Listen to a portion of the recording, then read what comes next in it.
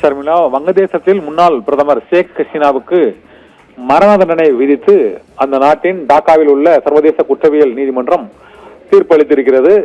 வங்கதேசத்தில் 2024ஆம் ஆண்டு அங்கு ஏற்பட்ட போராட்டத்தில் 1400க்கும் மேற்பட்டோர் உயிரிழந்தனர். இதையடுத்து அவர் இந்தியாவில் தஞ்சம் புகுந்து இப்போது இந்தியாவில் அவர் வசித்து வருகிறார்.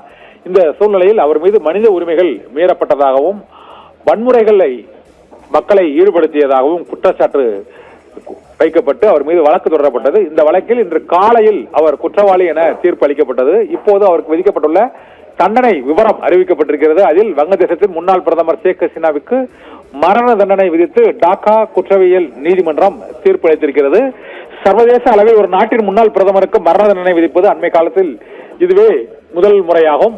அவர் மீது 5 குற்றச்சாட்டுகள் வைக்கப்பட்டது. அந்த 5 குற்றச்சாட்டுகளில் இனப்படுகொலையில் ஈடுபடுவது, வன்முறையை தூண்டுவது, சொந்த நாட்டு மக்களை ராணுவத்தின் மூலமாக படுகொலை செய்வது உள்ளிட்ட பல்வேறு விதமான குற்றச்சாட்டுகள், மனித உரிமை மீறல் குற்றச்சாட்டுகள் அவர் மீது வைக்கப்பட்டது. இந்த குற்றச்சாட்டுகளை கடந்த ஓராண்டுகளாக விசாரித்து வந்த டாக்கா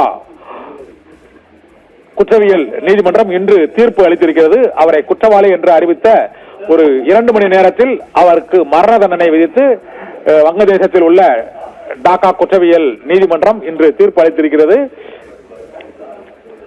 வங்கதேசத்தின் முன்னாள் அதிபரான ஷேக் ஹசீனா பல ஆண்டுகளாக நாட்டின் பிரதமராக இருந்த நிலையில் அவருக்கு எதிராக மாணவர் போராட்டம் வெடித்தது.